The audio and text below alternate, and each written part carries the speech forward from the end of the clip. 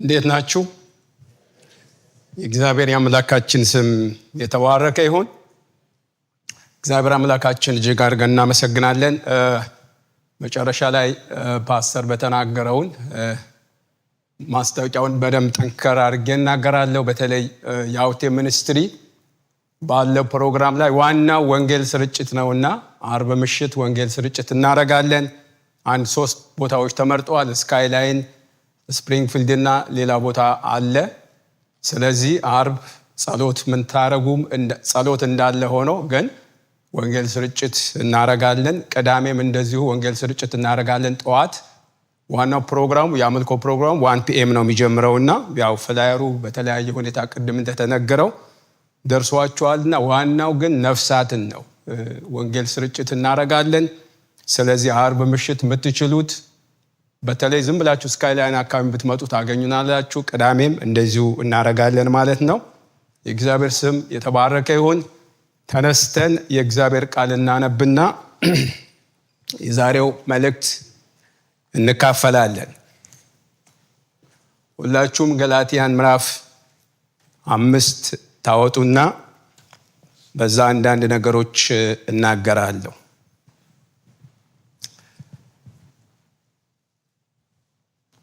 በጌታ ስም አነባለሁ። ገላትያን ምዕራፍ 5 ከቁጥር 15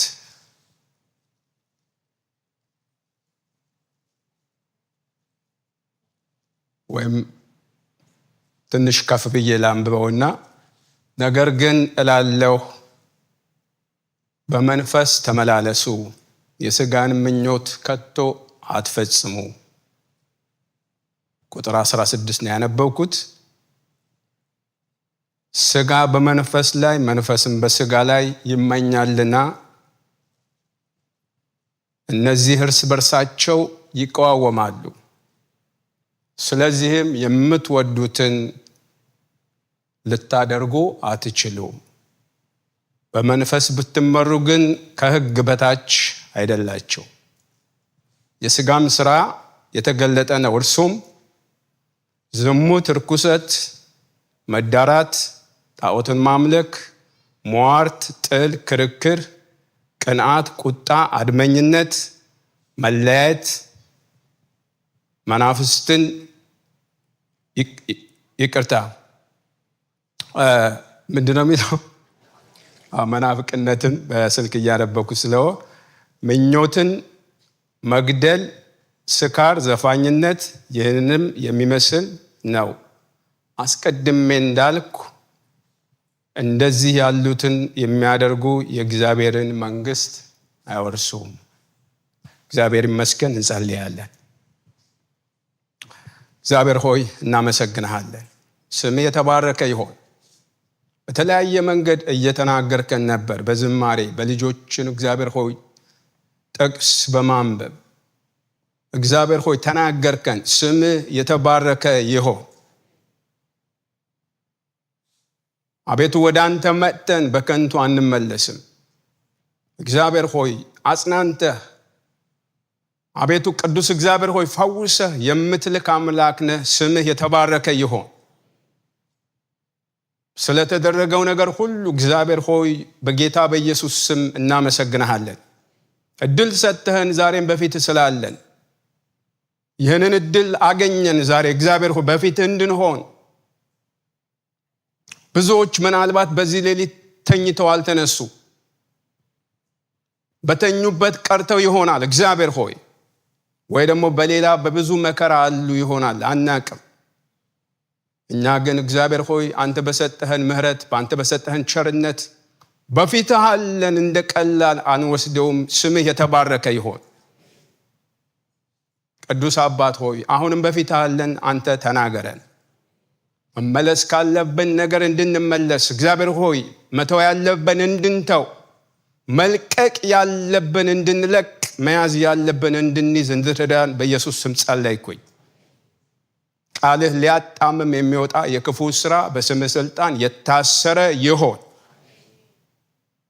እግዚአብሔር ሆይ ሥጋችን እዚያ አስቀምጦ አእምሮአችን ልባችን የሚወስድ የትኛውም አይነት ሐሳብ የእግዚአብሔር ሆይ የሰይጣን ሐሳብ አንስተውን ተብሎ እንደተጻፈ አእምሮአችን ቢዚ የሚያደርግ እግዚአብሔር ሆይ በቃልህ ላይ በስምህ ላይ በክብርህ ላይ ትኩረት እንዳናረግ እግዚአብሔር ሆይ በሚመጣው በልጅ በክርስቶስ ኢየሱስ መመለስ ላይ ትኩረት እንዳናረግ የሚከለክለን የትኛውም ተግዳሮት በስምህ ስልጣን የተመታ ይሆን።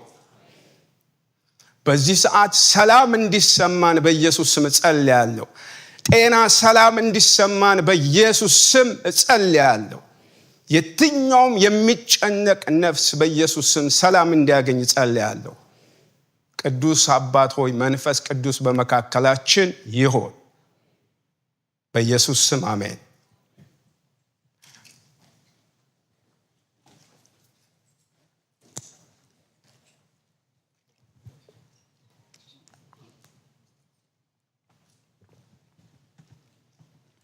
የእግዚአብሔር የአምላካችን ስም የተባረከ ይሁን። እዚህ ጋር እንደምታዩት ቁጥር 17 ያለውን ሐሳብ ነው ማነሳው። ከፍ ብዬ ቅድም ከ16 ያነበብኩት እንደው ሐሳቡ እንዲገባን ነው። በተለይ ቁጥር 19 እስከ 21 ያለውን ለእናንተ ነው የምተወው፣ በኋላ ማነሳለሁ። ሁለቱ የማይቋረጡ ጦርነቶች ይላል። እንደምታዩት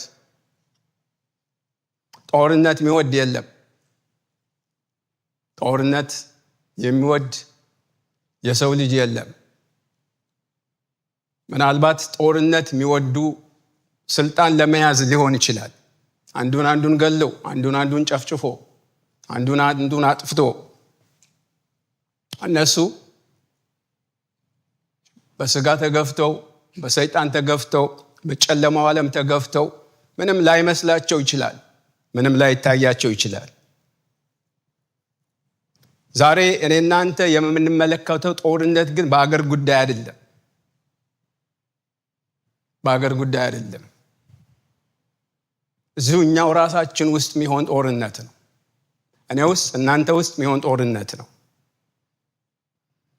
ስጋ በመንፈስ ላይ መንፈስም በስጋ ላይ ይመኛልና እርስ በርሳቸው ይቀዋወማሉ። ስለዚህም የምትወዱትን ልታደርጉ አትችሉም።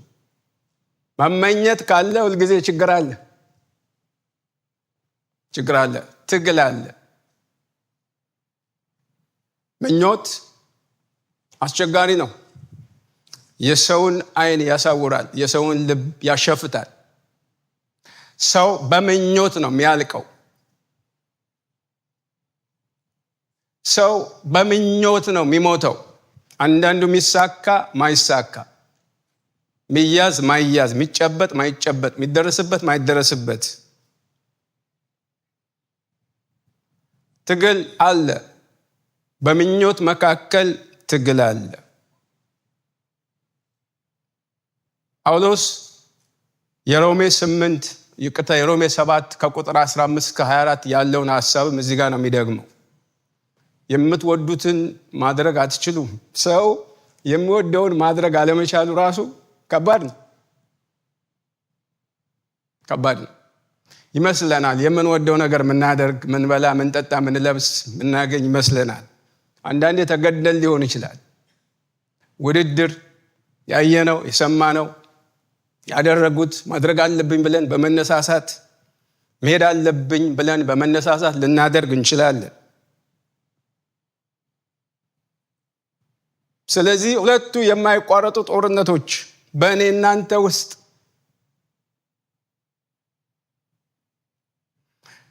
እያንዳንዳቸው ፍላጎት አላቸው። ሁለቱም መንፈስ ፍላጎት አለው፣ ስጋ ፍላጎት አለው። ምኞት ይላል። እንዳልኳችሁ ምኞት ቀላል አይደለም። ሁለቱም ምኞት አላቸው። በምኞት ነው የሚዋጉት፣ በምኞት ነው የሚጣሉት። አንዱ ማሸነፍ ይፈልጋል፣ አንዱን መጨቆን ይፈልጋል። የአንዱ ምኞት መልካም ነው። በተለይ የመንፈስ ምኞት መልካም ነው። እኔ እናንተ መንግስተ ሰማያት ማድረስ ነው የሚፈልገው። እኔ እናንተ ሰማይ ቤት የተዘጋጀልን ቦታ ላይ መድረስ ነው የሚፈልገው። ነፍሳችን ይዞ እዛ መሄድ ነው የሚፈልገው። እዚህ ባየነው በተመለከትነው እንዳንቀር የእግዚአብሔር ሐሳብ የእግዚአብሔር ፈቃድ እንድናረግለት ይፈልጋል። መልካም ምኞት አለው። ስጋ ግን እንደሱ አይደለም።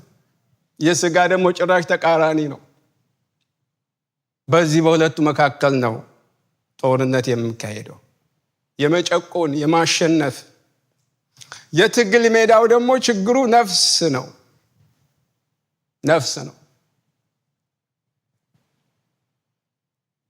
ነፍስ የትግል ሜዳ ነው። መንፈስ በስጋ ላይ ስጋ በመንፈስ ላይ ይቃወማሉ ሲል የዳኑ ሰዎችን ነው የሚያመለክተን። ያልዳኑ ሰዎች መንፈሳቸው ሕያው አይደለም። ስጋ የፈለገውን ነገር ቢያደርግ ብሎ የሚጮህ ነፍስ ነው። ባልዳኑ ሰዎች ሕይወት ውስጥ መንፈስ ሕያው አይደለም። በእናንተ ሕይወት ውስጥ ግን መንፈሳችን ጌታችን መድኃኒታችን ኢየሱስ ክርስቶስ ስናገኝ ሕያው ሆነዋል፣ ድነዋል፣ ነቅተዋል። ስለዚህ የእግዚአብሔርን ነገር ነው የሚፈልገው። የእግዚአብሔር ነገር እንድናረግ ይፈልጋል እና ቀላል ትግል አይደለም። የነፍስ ጩኸት እንኳን ጌታ ባላገኙት ሰዎች ተውትና በእናንተ መካከል ወደ እግዚአብሔር በተጠጉ ሰዎች እንኳን ሕይወት ውስጥ በጣም ከፍተኛ ጩኸት አለው ነፍስ። ዳዊት እንደዚህ ይላል መዝሙር 42 ቁጥር 5 እና ቁጥር 11፣ መዝሙር 43 ቁጥር 5፣ ሶስቱም ቨርሶች ወይም ደግሞ ቁጥሮች አንድ አይነት ሐሳብ ናቸው። እንዲህ ይላል ነፍሴ ሆይ ለምን ታዝኛለሽ? ለምንስ ትታወኪያለሽ? የፊቴን መድኃኒት አምላኬን አመሰግነው ዘንድ በእግዚአብሔር ታመኚ ይላል።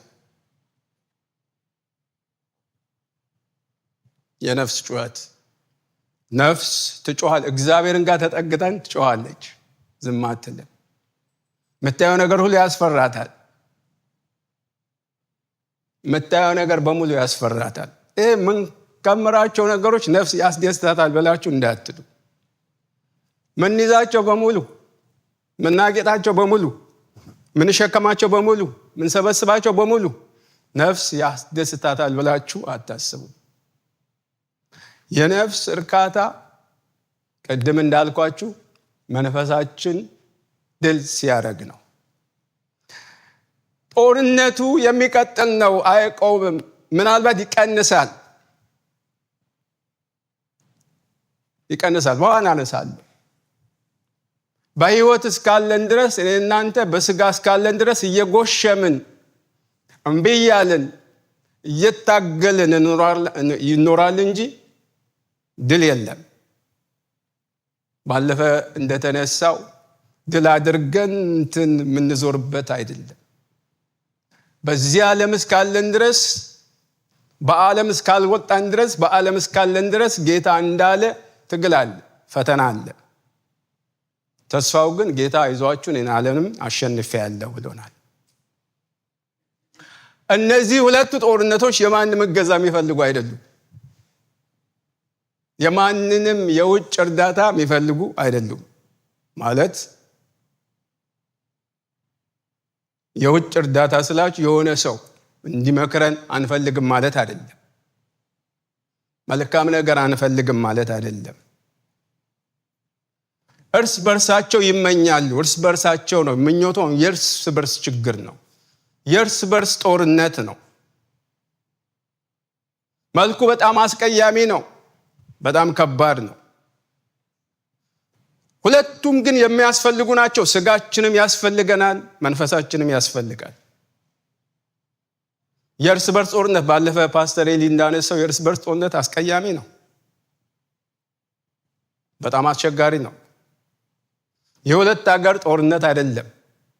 በእኔ እናንተ ውስጥ ያለው የሁለት ማንነቶች ጦርነት ነው።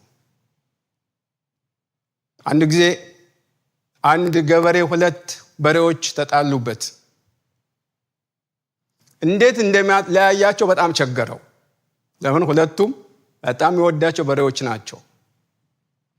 ለእርሻ የሚጠቀምባቸው በሬዎች ነው። አንዱ መጥቶ ነው ማገላገል ያለበት፣ ግን የትኛው ይምታ? በጣም ተቸገረ። በጣም ከበደው። ስለዚህ ሁለቱም የሚወዱት ነገር ነበረ። አንደኛው ገብስ ይወዳል፣ አንደኛው ደግሞ አተላ ይወዳል። ለሁለቱም በገበቴ ይዞ መጣላቸውና በዛ ያለያያቸው ይባላል። የተጠቀመው መንገድ ጥሩ ነው።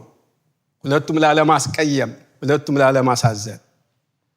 እዚህ ጋር ግን እንደሱ አይደለም። አንዱ ላይ መጨከን ያስፈልጋል፣ አንዱ መጎሸም ያስፈልጋል።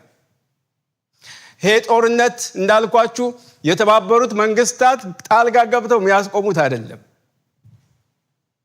ወይ ደግሞ በዘመናችን እንደምታዩት አንዱን ሀገር አንዱን ደግፎ አብሮ የሚቆምበት አይደለም። የጦር መሳሪያ ማዕቀብም የኢኮኖሚ ማዕቀብም የሚደረግበት አይደለም። እንደሱ አይነት ጦርነት አይደለም። የሚበጀው አንዱ እንዲያሸንፍ፣ አንዱ ኦቨርከም እንዲያደርግ መርዳት ነው። ያውም የግል ውሳኔ፣ የኔና የናንተ ነፃ ፈቃድ የሚጠይቅ ነው። ግን የትኛው እንዲያሸንፍ ነው የምንፈልገው ነው ዋናው ነገር። የትኛው እንዲያሸንፍ፣ የትኛው እንዲጨቁን እንርዳው። ክርስቲያን እስከሆንን ድረስ፣ እስከ ዳንን ድረስ የሚያስፈልገው መንፈሳችን እንዲያሸንፍ መርዳት ነው፣ ማገዝ ነው። የግል ውሳኔ እሱ ነው። ከሱ ጋር ነው ትግል ማድረግ ያለብን። ሮሜ 8:6 እንደዚህ ይላል፣ ስለ ሥጋ ማሰብ ሞት ነውና ስለ መንፈስ ግን ማሰብ ሕይወትና ሰላም ነው ይላል። ማሰብ፣ ስለ ሥጋ ማሰብ አለ፣ ስለ መንፈስ ማሰብ አለ። እነዚህ ሁለቱ ናቸው እንግዲህ አንዳቸው መርጠን ምናታግለው። አንዱ መርጠን አንደኛው ላይ ነው እንግዲህ ያለንን ኃይላችን ሁሉ ምናረገው። ስለ ሥጋ ማሰብ ሞት ነው። ገላትያን ያነበብኩላችሁ የነፃነት ሲጀምር ራሱ ስለ ነፃነት ነው የሚናገረው። በነፃነት እንድንኖር ክርስቶስ ነፃነትን አወጣን፣ ደግመን በባርነት ቀንበር አንያዝ ይላል ክፍሉ። ይሄ ጠቅላላ ክፍሉ ብታነቡት ስለ ሞትና ሕይወት የሚናገር ክፍል ነው። ስለ ኃጢአትና ጽድቅ የሚናገር ክፍል ነው። ስለ ጸጋና ሕግ የሚናገር ክፍል ነው። ገላትያ ምዕራፍ 5 በደንብ እንድታነቡት፣ ሮሜ ምዕራፍ 6 በኋላ እመጣለሁ በደንብ እንድታነቡት፣ ሮሜ ምዕራፍ 7ም በደንብ እንድናነባቸው ትግል ያለባቸው ክፍሎች ናቸው። ሁለት ነገር እያወዳደሩ የሚናገሩ ክፍሎች ናቸው። ስለዚህ የትኛው ላይ ማዘንበል እንዳለብን በደንብ ይነግረናል።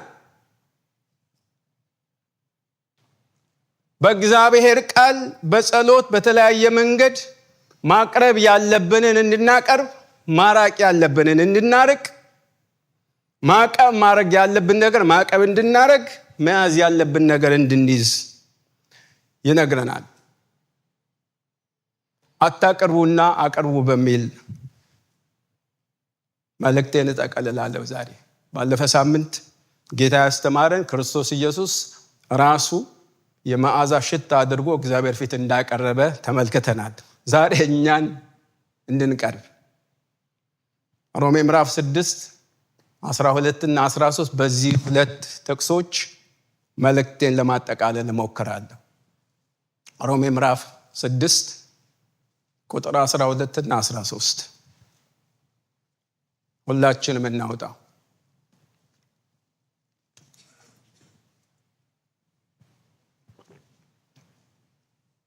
ቁጥር 19ም በኋላ እመጣበታለሁ። ከቁጥር 13 ጋር አንድ ነው። እንዲህ ይላል መልእክት ሁለት ነገር ይነግረናል። አታቅርቡና አቅርቡ። ቁጥር 12 እንግዲህ ለምኞቱ እንድትታዘዙ በሚሞት ሥጋችሁ ኃጢአት አይንገስ ስለ ንግስና ይነግረናል። ምን መንገስ እንደሌለበት ይነግረናል። ቁጥር 13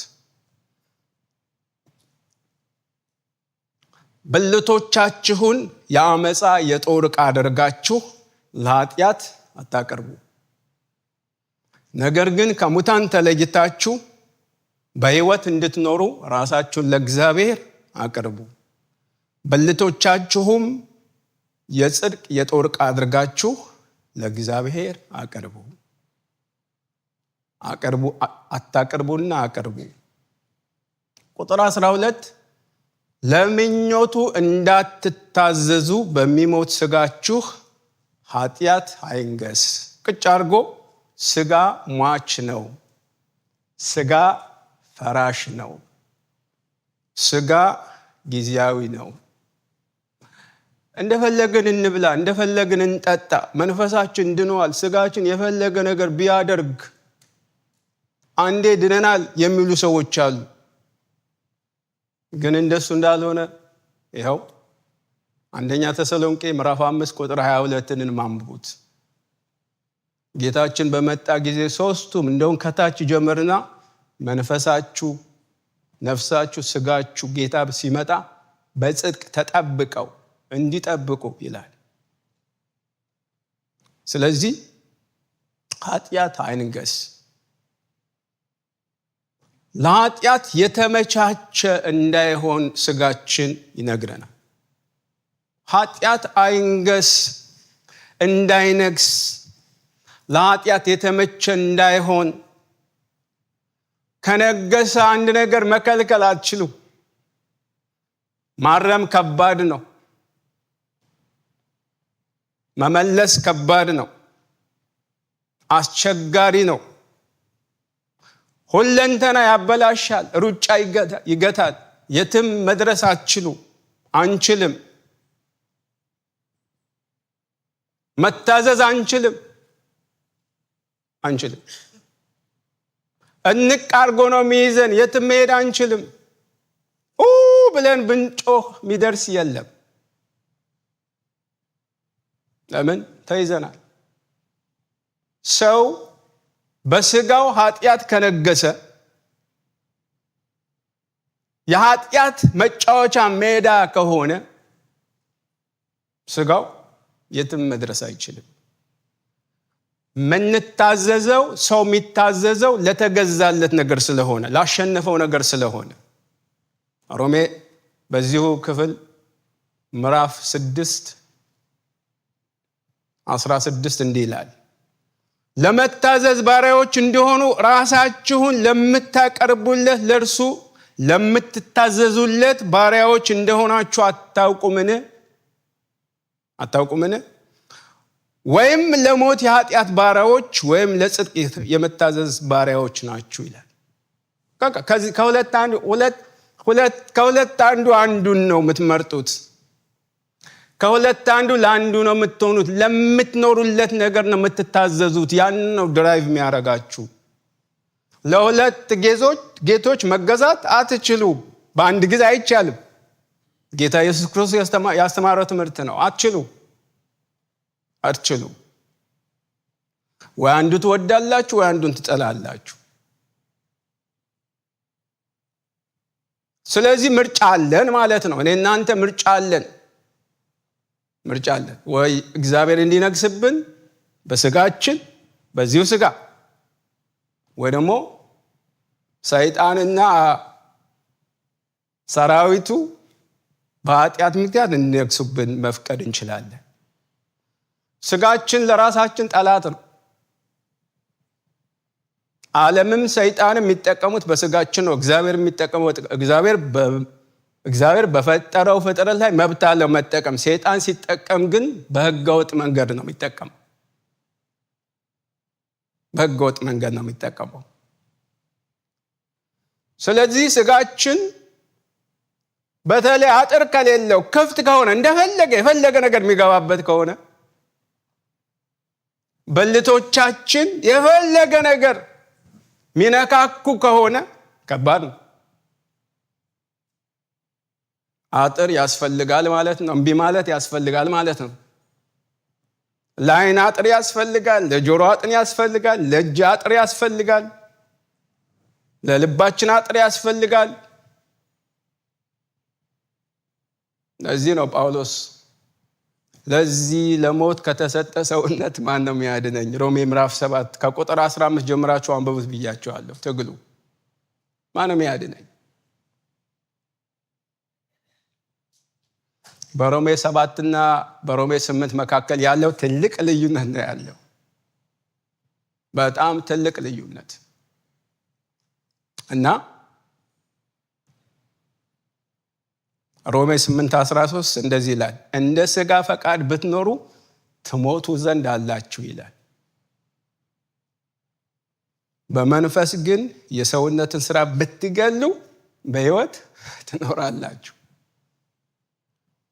ምርጫ አለን። ቅዱሳን ምርጫ አለን። የትኛው መሆን እንደምንችል ምርጫ አለን። ወይ በሥጋ መመላለስ ወይ በመንፈስ መመላለስ ነው። ወይ እንደ ሥጋ ፈቃድ መኖር ነው ወይ እንደ መንፈስ ፈቃድ መኖር ነው። የሥጋ ፈቃድ እያደረጉ ከሆነ ይሞታሉ ይላል። የመንፈስ ፈቃድ እያደረጋችሁ የምትኖሩ ከሆነ ግን በሕይወት ትኖራላችሁ። ወይ ደግሞ የሥጋን ሥራ በመንፈስ ብትገሉ፣ ማዕቀብ ብትጥሉበት፣ እምቢ ብትሉ ይመስላችኋል? ጳውሎስ፣ ጴጥሮስ እንደዚህ ምንላቸው ዝም ብለው ያንን የዘለቁ ይመስላችኋል? በጣም ብዙ ነገር እምቢ ብለው ነው። ስለ ሥጋ ማሰብ ሞት ነውና ስለ መንፈስ ማሰብ ግን ሕይወትና ሰላም ነው። የእግዚአብሔር ስም ብሩክ ይሁን። ሮሜ 8:6 እንዳነበብኩት ይሄ ነው የሚያዋጣን። ስለዚህ አታቅርቡ። ብልቶቻችሁን የአመፃ የጦር ዕቃ አድርጋችሁ አታቅርቡ። በጣም ትልቅ ትእዛዝ ነው። ትልቅ የሆነ ትእዛዝ ነው። ግን ማን ይሰማል ነው? ማን ይሰማል? እንሰማለን። ቅድም ገላትያ ላይ ያነበብኳቸው የሚዘገንኑ በኋላ ማነሳለሁ። ዛሬ በዓለም ያሉት ሀገሮች የማደጋቸው ውጤት የሚለካው አደጉ የሚባለው ባላቸው የጦርነት መሳሪያ ልክ ነው። ባላቸው በውትድርና አቅም ባላቸው በጦርነት ምሳሌ ነው። ለምሳሌ ቻይና እና አሜሪካ ወሰዱ። በጣም እየተወዳደሩ ነው። ዓለም እየፈራች ነው። ራሽያም ጨምሩ፣ ሌሎችን ጨምሩ። ውድድሩ የጦር መሳሪያ ነው። የውጊያ መሳሪያ ነው። ሰውን የሚያፈርስ ሰውን የሚገል በመስራት በዚህ ነው እየተወዳደሩ ያሉት።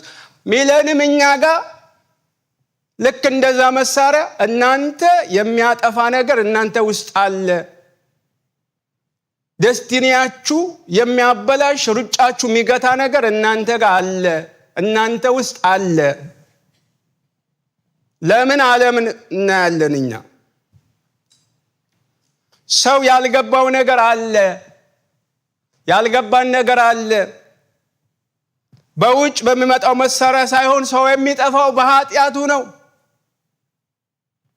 ሰው የሚያጠፋው ኃጢአቱ ነው። የሰው አጥፊ ኃጢአት ነው።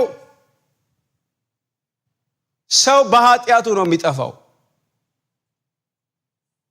ዓለም እኔ በኒኩለር ሙሉ በሙሉ ትጠፋለች ብዬ አላምንም። የእግዚአብሔር ቃልም ዓለም በኒኩለር ትጠፋለች አይልም። በእግዚአብሔር ፍርድ እንደምትጠፋ የእግዚአብሔር ቃል ይናገራል። የዓለም መጨረሻ የእግዚአብሔር ፍርድ ነው። ኒኩለር ተጽዕኖ የለበትም ማለት አይደለም አላልኩም። እኔ የሱም ተመራማሪ አይደለሁም። የተወሰነ ከተማ የተወሰነ ሀገር ሊያበላሽ ይችላል። ግን ህንፃ ስላፈረሰ መሬት ስለደረመሰ አይደለም። የሰው ችግር ኃጢአት ነው። ሰው የሚገለው የሚያጠፋው ኃጢአት ነው። የታጠቅናቸው መሳሪያዎች ናቸው የሚያጠፉ። እግዚአብሔርና እኛ እንዳንገናኝ የሚያደርጉት እነሱ ናቸው። ሰው በማንኛውም መንገድ ይህንን ምድር ሊለቅ ይችላል። በማንኛውም ሁኔታ ይህንን ምድር ለቆ ሊሄድ ይችላል። በህመም በሉት፣ በበሽታ፣ በድንገት፣ በጦርነት፣ በእሳት፣ በመሬት መንቀጥቀጥ፣ በጎርፍ፣ በጥይት፣ በፈንጂ፣ በኒኩለር ወዘተ። ግን ሰው የሚያጠፋው ኃጢአቱን። ክርስቲያን አሁን በዘረዘርኳቸው ነገሮች ሊሄዱ ይችላል፣ መሄጃቸው ነው እንጂ መጥፋቸው አይደለም። ኮቪድ ለምሳሌ ብዙ ቅዱሳኖች አልፈዋል። በዛ ያለፉበት መንገድ ቢያሳዝንም ግን መሄጃው በአንድም በሌላም ሌላ ነገር ነው። ጠፉ አይባልም፣ ሄዱ። ምናልባት አንቀላፉ ልንል እንችላለን። እዚህ ጋር አይደለም። በጣም ሲሪየስ እንድንሆን የታጠቅናቸው መሳሪያዎች በጣም አጥፊዎች ናቸው። ሰው የሚያጠፋው ያቀረበው ማንነቱ ነው፣ ወይ ብልቶቹ ወይ ሰውነቱ። ብልቶቻችሁን የአመፃ የጦር ዕቃ አድርጋችሁ አታቀርቡ።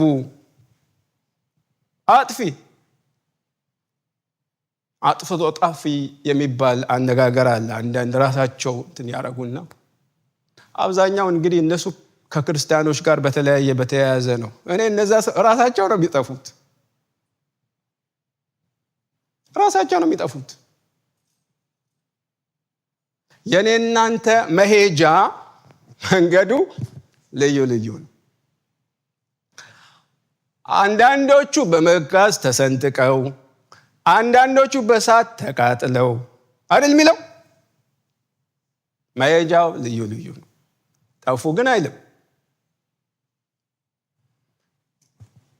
ስለዚህ እንዳንጠፋ ቅድም ገላትያ 5:18 በመንፈስ ብትመሩ ግን ከሕግ በታች አይደላችሁ። ሮሜ 6:14 ኃጢአት አይገዛችሁምና ይላል። ለምን? ከጸጋ በታች እንጂ ከሕግ በታች አይደላችሁም ይለናል። በመንፈስ ብትመሩ ከሕግ በታች እንጂ ከሕግ በታች አይደላችሁምና። ምን ማለት ነው? የራስን ጽድቅ መተው፣ የራስን ስራ መተው፣ አሮጌው ማንነት ወይም አሮጌው ሰውነት የተሰቀለበት ኑሮ መኖር። ከክርስቶስ ጋር ተሰቅያለሁ፣ እኔ አሁን ሕያው ሆኜ አልኖርም፣ ክርስቶስ ግን በእኔ ይኖራል። አሁንም በስጋ የምኖረው ኑሮ በወደደኝና ራሱን ስለ እኔ በሰጠ በክርስቶስ ኢየሱስ ላይ ባለ እምነት የምኖረው ነው። አዋጁ እሱ ነው። አዋጁ እሱ ነው። አዋጁ እሱ ነው። ሌላ ፎርሙላ የለው። ቅዱሳን፣ እኔ እናንተ ውስጥ ያሉ የጦር መሳሪያዎች ገላትያ ቅድም የተዘረዘሩት የጦር መሳሪያዎች ጌታ ከልብ የሚወጡት ናቸው። ከባድ መግደል፣ ምንዝርና ሌላውም ከዛ ነው የሚወጡት። ሰው የሚያበላሸው የሚያጠፋው እሱ ነው እንጂ የሚገባው አይደለም ብሏል። ምቀኝነት፣ ክፋት፣ አድመኝነት ከዛ ይወጣሉ። ስለዚህ ማዕቀብ በስጋ ላይ ያስፈልጋል። ማዕቀብ በስጋ ላይ ያስፈልጋል። ገላትያ ምዕራፍ 5:19-21 ቅድም የዘረዘርኳቸው የስጋ ስራ የተገለጠ ነው። እነርሱ ብለው የዘረዘራቸው ቅድም ያነበብኩት በጣም ይዘገንኑ፣ በጣም አስቸጋሪ፣ ያቃተን፣ አንዳንዶቹ በጣም ከባድ፣ በጣም አስቸጋሪ 16 አይነት ነገሮች ዘርዝሮልናል ክፍሉ። ሲዘጋው ምንድነው ያለው? አስቀድሜ እንዳልኩት እንደነዚህ ያሉትን የሚያደርጉ የእግዚአብሔር መንግስት አይወርሱም።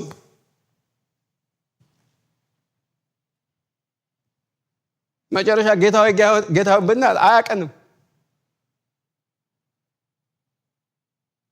እግዚአብሔር የሚያቀው ስራ እንድንሰራ እግዚአብሔር ይርዳል።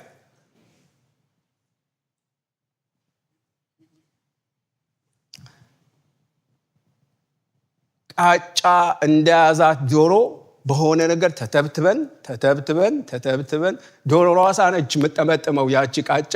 ከዛ ቁጭ ብላችሁ በቢላ ነው የምትቆርጡት። እሷ ለማስለቀቅ ቁጭ ብላችሁ እሷ ስትጠመጥመው ያወረችው እናንተ በዚህ ስትፈቱ ትጮኻለች ትላለች። እግዚአብሔር ካረዳን በስተቀር ያለንበት ሁኔታ ከባድ ሁኔታ ነው።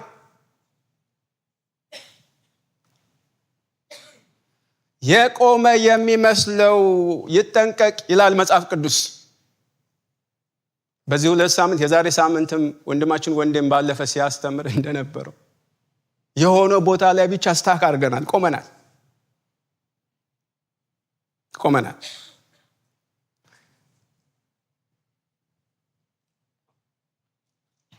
ስለዚህ በስጋ ስራዎች ላይ ማዕቀብ ያስፈልጋል። አንደኛ ጴጥሮስ 2:11 እንደዚህ ይላል፣ ወንድሞች ወዳጆች ሆይ ነፍስን ከሚዋጋ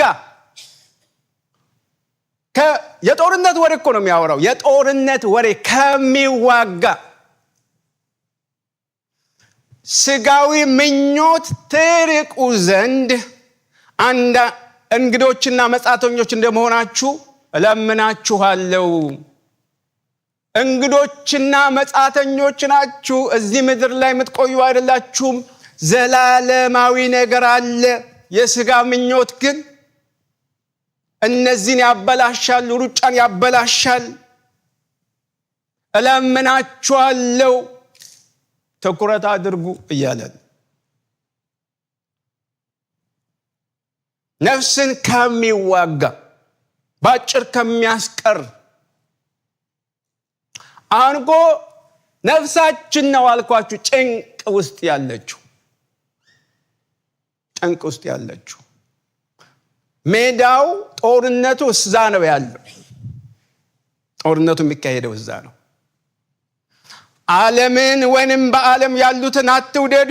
በዓለም ያለው ሁሉ እርሱም የሥጋ ምኞትና የዓይን አምሮት ስለ ገንዘብ መመካት ከዓለም ስለሆነ እንጂ ከአባት ስላልሆነ ማንም ዓለምን ቢወድ የአባት ፍቅር በእርሱ ውስጥ የለም። አንደኛ ዮሐንስ 2:15 እና 16 የሥጋ ምኞትና የዓይን አምሮት። አቤት የሥጋ ምኞት፣ የሥጋ አምሮት! አቤት ሚያምረ! አቤት የኔ ሥጋ! አቤት የናንተ ሥጋ! ይሄ የሸፈነው ማንነት፣ ይሄ ያለበስነው ማንነት ብናበላው አይጠረቃ። እሺ በቃኝ አይል። በኤደን ገነት ያ ሁሉ የተሰጠው ሥጋ፣ ያ ሁሉ ዓለም አሁን የሚተዳደርበት በሙሉ የሱ የሆነ ነበረ። ሥጋ በቃኝ አላለም። ስለዚህ በሥጋ ላይ ማዕቀብ ያስፈልጋል። ገላትያ 5:24 የክርስቶስ ኢየሱስም የሆኑት፣ በደንብ ስሙኝ፣ የማይሆኑት የክርስቶስም ኢየሱስ የሆኑት ሥጋን ከክፉ መሻቱና ከምኞቱ ጋር ምን አረጉት? ሰቀሉት። እግዚአብሔር ለመስቀል ይርዳን። ሰቀሉት። እንደዚህ አይነት መልእክቶች አይመቹንም በአሁን ሰዓት። ይሆንልሃል፣ ይሳካልሃል፣ ትበላለህ፣ ትበረቅሳለህ፣ ትሻገራለህ፣ ወደ ውጭ ትወጣለህ ናቸው። እዛው የሚያስቀሩን፣ የትም አያሳልፉን፣ የትም አያስኬዱን።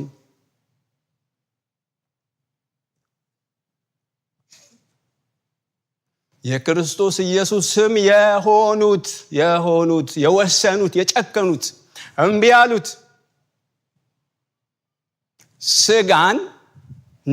ሥጋን ከክፉ መሻቱና ከምኞቱ ጋር ሰቀሉት።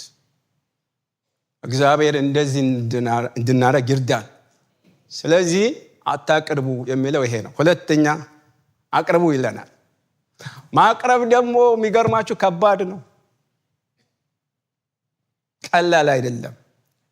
አትብሉና ብሉ፣ አትሂዱና ሂዱ፣ አታድርጉና አድርጉ፣ አትጠጡና ጠጡ፣ አትልበሱና ልበሱ። እነዚህ ነገሮች የሚገርማችሁ እንደው አንዳንዴ ማስታወቂያ አትምጡ ማለት ይሻላል። ማስታወቂያው ሰው አታድርግ ያላችሁት ነገር ነው የሚያደርገው። አትሂድ ማለት ይሻላል። ልጆች አሁን አታድርጉ ስትሏቸው ዞር ስትሉ አድርገው ነው የሚጠብቋቸው። አንድ ጊዜ ሁለት ፓስተሮች ቤተክርስቲያን አንድ ሌላ ፓስተር መጥቶ ጀመረና አንደኛው ለምእምኑ ድብና አድርጎ ማስታወቂያ ተናገረ። ያ ፓስተር አግኝቶት አያውቅም፣ ተገናኝቶ አያውቁም፣ የትምህርቱ ይዘት አያውቅም። ግን አንድ እንደዚህ ስለመጣ እንደዛ ስለመጣ እንዳትሄዱ፣ እንዳትቀምሱ፣ ምናምን ብቻ ማስታወቂያ ተናገረ።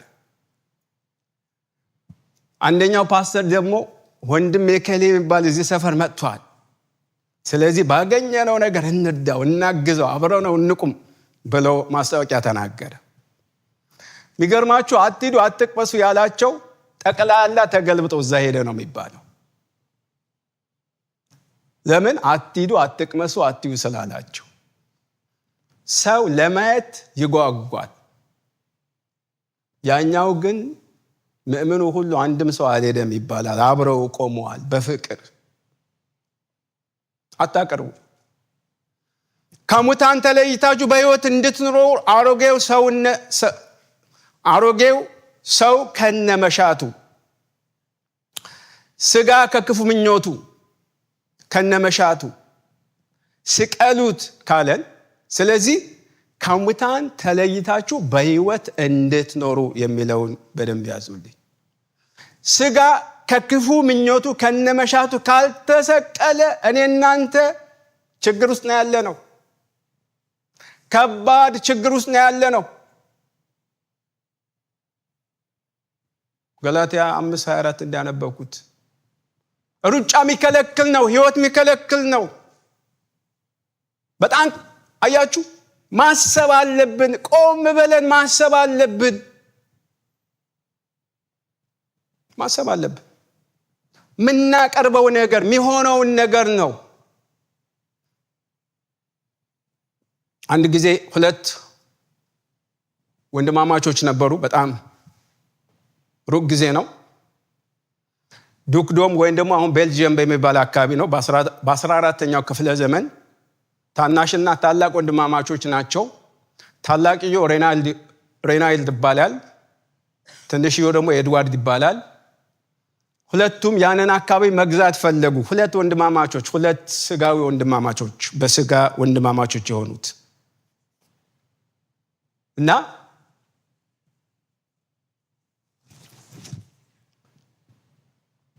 ጦርነት ገጠሙ። መጣላት ጀመሩ። ከዛ ብዙ ከሄዱ በኋላ ታናሽ ወንድምየው ድል ቀናውና አሸነፈው ለታላቁ።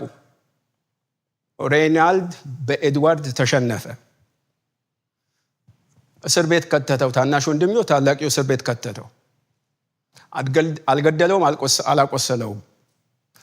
ከዛ በዓለም እስከዛ ድረስ ሰምቼ አላቅም።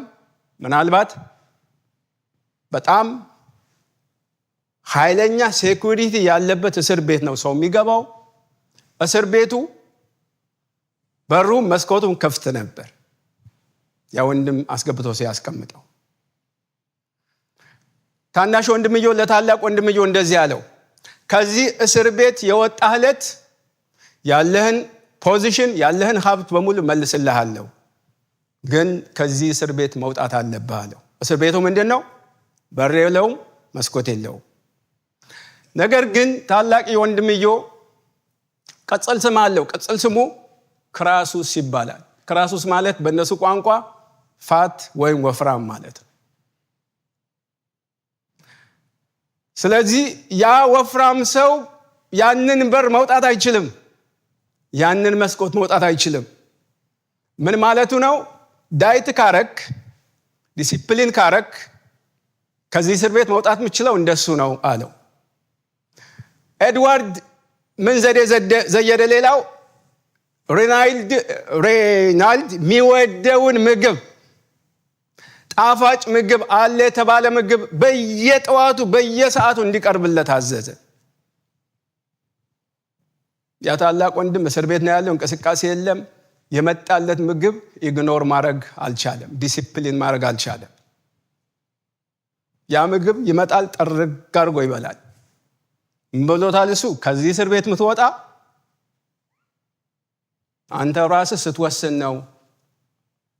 ነገሮች እምቢ ሲል ማለት ነው። እምቢ ቢል መውጣት ይችላል። ግን 10 ዓመት እስር ቤት ቆየ ይባላል ታሪኩ የሚናገረው። በ10 ዓመት የወጣው ታናሽ ወንድምየው እንደገና የሆነ ችግር ይፈጠርና በጦርነት ይሞታል። ከዛ ፈንቅለው ምን አወጡት ወንድምየው። አያችሁ፣ ምንፈልገው በጣም ብዙ ነገር አለ። ስርዓት ማንይዝባቸው፣ ዲሲፕሊን ማንሆንባቸው። ዲሲፕሊን ይጠይቃል፣ ስርዓት ይጠይቃል። እግዚአብሔር ፊት የምናቀርበው ነገር አንካሳ መሆን የለበትም። እግዚአብሔር ፊት ስንቀርብ እንደፈለግን መሆን የለብንም። ስርዓት ይጠይቃል። አለመብላትም አለ፣ አለመጠጣትም አለ።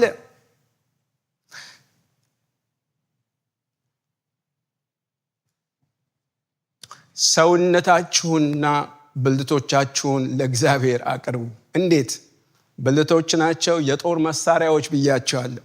ለኃጢአት ወይም ለጽድቅ። ከራሳችን እስከ እግር ጥፍራችን ድረስ የትኛውን ክፍላችን ተግባር አለው። እግዚአብሔር ለተግባር ነው የፈጠረው። ሮሜ 12:4 በአንድ አካል ብዙ ብልቶች እንዳሉን የብልቶቹም ሁሉ ስራ አንድ እንዳይደለ ይላል። ይሄ የኔ ቤተ መቅደስ ለምሳሌ ተሸክሞ የሚወስደው ይሄ እግር ነው። ከሄደ በኋላ ደግሞ የፈለገ እንዲያደርግ የሚያደርግ ይሄ እጅ ነው። ከዛ መርቶ የሚወስደው ይሄ አይን ነው። ከዛ ሰምቶ የሚያደርገው እነዚህ ጆሮዎች ናቸው። ከዛ የፈለኩት እንድናደርግ ቢያደርግ ይሄ አንደበት ነው፣ ይሄ አፍ ነው፣ ብልቶች ናቸው።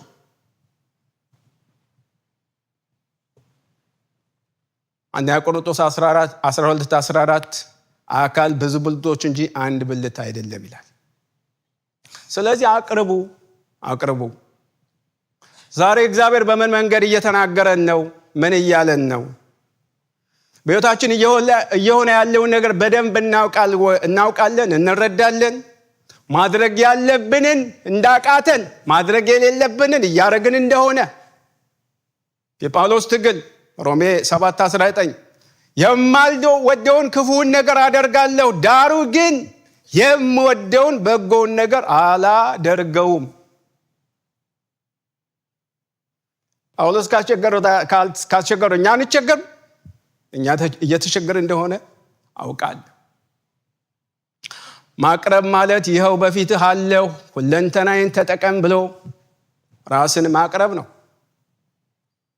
ወንድሞች ሆይ ሰውነታችሁን እግዚአብሔር ደስ የሚያሰኝ ሕያውና ቅዱስ መስዋዕት አድርጋችሁ ለእግዚአብሔር አቅርቡ። ሮሜ 12:1 አቅርቡ። በእግዚአብሔር ርኅራኄ ጠይቃችኋለሁ። እንደውም መጨረሻም አገልግሎታችሁ ነው። አቅርቡ ይላል።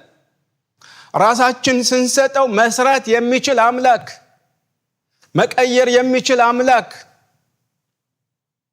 ባራ ይሰማል። ተናገርብኝ፣ ስራብኝ፣ ወደ እርሱ ቅረቡ፣ እርሱም ወደ እናንተ ይቀርባል። እንዴት? በማንኛውም ሁኔታ፣ በየትኛውም ሁኔታ፣ በማንኛውም ጊዜ። ስለዚህ የሚቀርብልን ነገር ምናየው ይሁን፣ ምንሰማው ይሁን፣ ምናስገባው ይሁን፣ ምናስወጣው ይሁን ምንድነው? ይጠቅማል ወይ አይጠቅምም ወይ? ምንለብሰው ይሁን፣ የትኛውም ነገር። ዳንኤል እንዲህ ይላል፣ ዳንኤል 1:8 ዳንኤልም በንጉሱ መብልና በሚጠጣው ጠጅ እንዳይረክስ በልቡ አሰበ። ወገኖቼ ቆም ብለን በልባችን እናስብ። ይሄ ነገር እግዚአብሔር ይከብርበታል። ይሄ ነገር ጌታ ይከብርበታል ብናገረው እግዚአብሔር ይከብርበታል፣ ብከራከር እግዚአብሔር ይከብርበታል ብለን መጀመሪያ እናስብ። መጀመሪያ ራሳችንን እንጠይቅ። እንዳይረክስም የጃንደረቦቹ አለቃ ለመነ። በቃ ይቅርብኝ ይሄ ነገር፣ አልብላው፣ ግድ የለህም አልብላው፣ አልጠጣው ብሎ ለመነ። ለምን? እንዳይረክስ። የንጉሥ ቤት መብል፣ የንጉሥ ቤት መጠጥ ዝም ብሎ ምግብ አይደለም። ግን ዳንኤል ያ ምግብ እንኳን ያ የንጉሥ ቤት መብልና መጠጥ እንኳን በተመረጠ ሼፍ ምግብ ሰራተኛ የሚቀርበው እንኳን ተጠየፈው።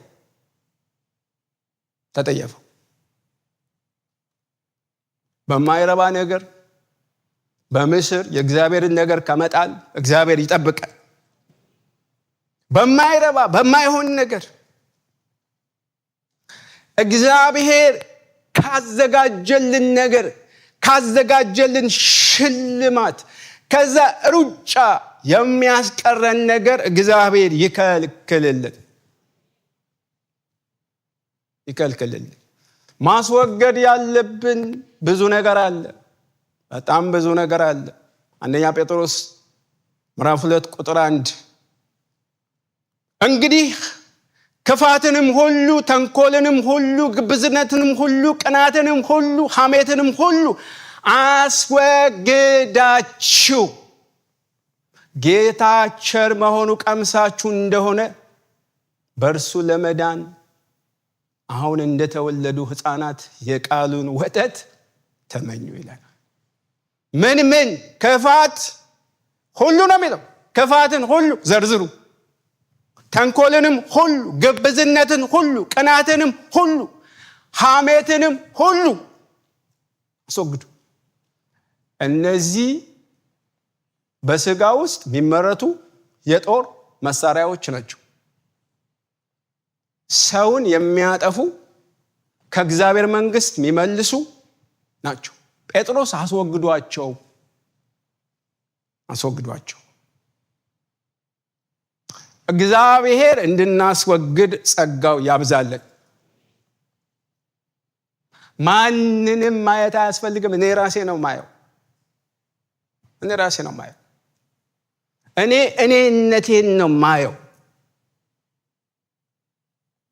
እኔነቴን ነው ማየው። እንዲህ እንዳሸነፈው ሯጭ የሆነ እንዲህ ምንልበት ጊዜ አይደለም።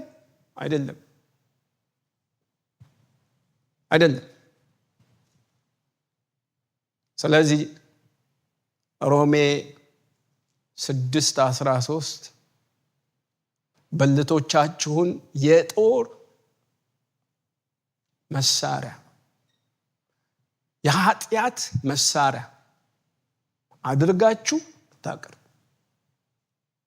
ነገር ግን ከሙታን በሕይወት ተለይታችሁ። አያችሁ፣ እኛ የዓለም ብርሃን ናችሁ፣ የምድር ጨው ናችሁ አይደል የሚለን መጽሐፍ ቅዱስ። እንደሱ ተለይታችሁ እንድትኖሩ ራሳችሁን ለእግዚአብሔር አቅርቡ። ብልቶቻችሁ ደግሞ ከዛኛው በተቃራኒ የጽድቅ የጦር ዕቃ አድርጋችሁ አቅርቡ። ቁጥር 19 ላንብብና ጨርሳለሁ። እንዲህ ይላል ቁጥር 19 ሮሜ 6:19 ስለዚህ ሥጋችሁ እንደ ሰው ልማድ ላለው ብልቶቻችሁ አመፃ ሊያደርጉ ለርኩሰትና ለአመፃ ባሪያዎች አድርጋችሁ እንዳቀረባችሁ በፊት በዓለም እንደነበራችሁ። እነዚህ አሕዛቦች ናቸው፣ ወደ ጌታ መጥተዋል። ድሮ እንደፈለገ ነበረ ሰይጣንም ዓለምም ኃጢአት የሚጫወት እንዳቀረባችሁ እንደነበራችሁ ይልና እንደዚሁ አሁን ደግሞ ብልቶቻችሁ ሊቀደሱ ለጽድቅ ባሪያዎች አድርጋችሁ አሁን አቅርቡ ይላል። እስቲ አሁን በሉ። አሁን አቅርቡ። የእግዚአብሔር ስም የተባረከው። አሁን አቅርቡ።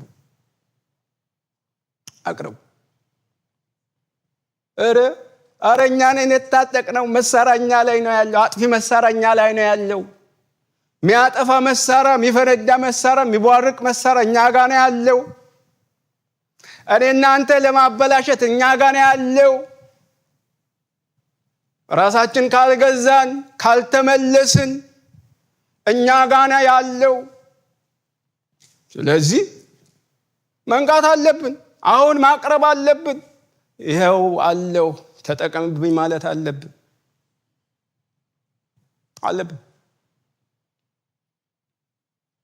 ስጋ በመንፈስ ላይ መንፈስ በስጋ ላይ ይመኛልና እርስ በራሳቸው ምን ያደርጋሉ? ይቃወማሉ። ስለዚህ የምትወዱትን ልታደርጉ አትችሉም።